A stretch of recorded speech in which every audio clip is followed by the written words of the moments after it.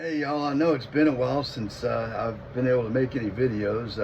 I've had some personal stuff come up that has had me preoccupied, and hopefully I'll have a little bit more time with July being a new month, and tomorrow being the 250th anniversary of America.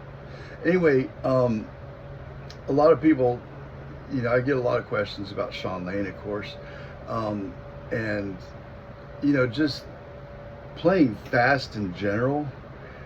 I want to go over just the most basic concepts of this. Okay, I want to really emphasize the importance of really light strings. Now, a lot of people play eights. I always break them, so I use nines on at least my shred guitars. Some of my Strat stuff like that, I might use tens for sound and stuff like that. But also a really low action, and getting that truss rod just right is really important. And I think too many people rely on tools like levelers and all that other crap, and they want to measure this over here and everything, but if you're a fast player, and anybody who plays fast knows what I'm talking about here, man, it's a matter of just getting the feel right. So it's all about action and truss rod, getting it at the right angle. We don't want it to buzz, over here. Of course, mine's not. Well, I can.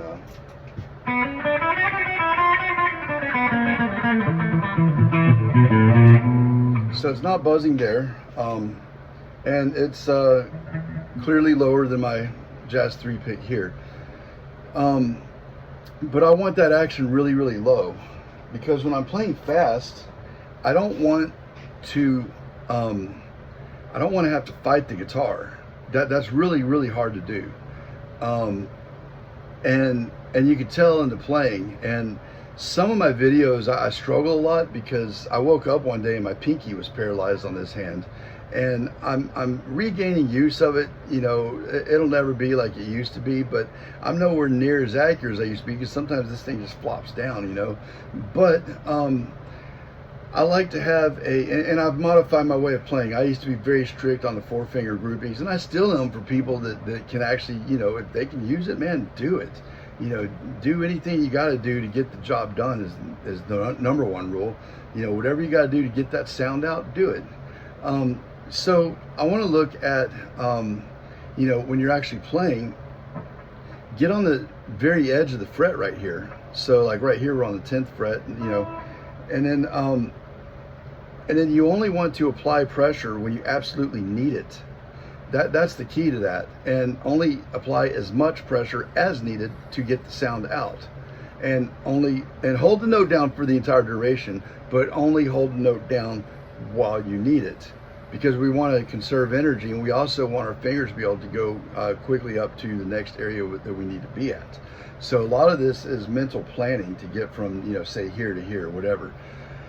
And so having a really light touch, and then getting an angle on the pick. Now, Shawn always picked back like this, and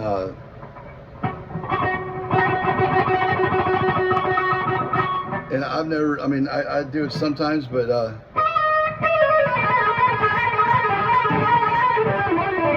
see, when you do that, it kind of gets that cello backbow sound, I guess. I've always just gone forward with my pick, but you want that angle. This is all about physics, folks. So it's about making your passages as energy as energy free as possible. So you don't want to exert a whole lot of energy, and you also don't want to overthink things. In martial arts, they'd always say, don't think, just do. And that's very important, because a lot of the concepts that we teach on the Shawn method is concepts based off of the Tao Te Jeet Kune Do by Bruce Lee, because those principles absolutely apply to the guitar as well, or any instrument for that matter. And so you also want to kind of visualize yourself being able to do it, and don't let your mind be your limitation. Physically, just go for it, man. Just go for it. But a light touch is essential, and just being really, like boxers, they say, be light on your feet.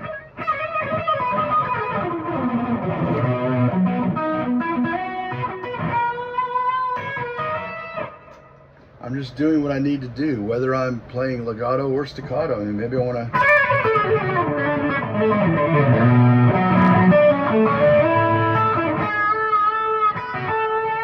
Now, when I bend, I always like to use my third finger. I've talked about that before.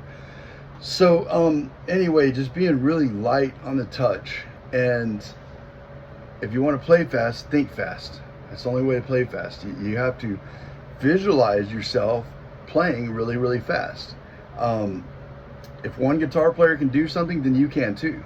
So you have to visualize yourself being there, okay? And using that technique to visualize where you want to be and what you want to do, that's one of the biggest secrets to success in life, period.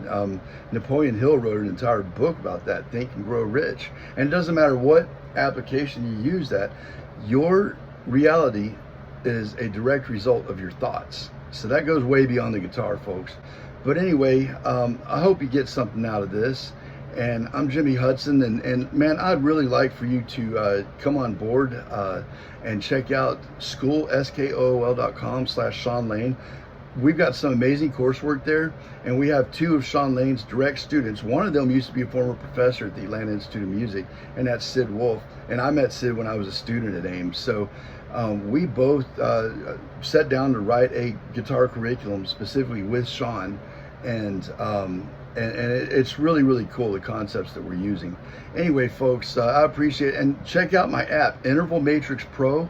Man, you've got to get that app. It replaces so many scales books, so many chords books, and it's all in intervals, and it's really amazing. I'm Jimmy Hudson. I approve this message.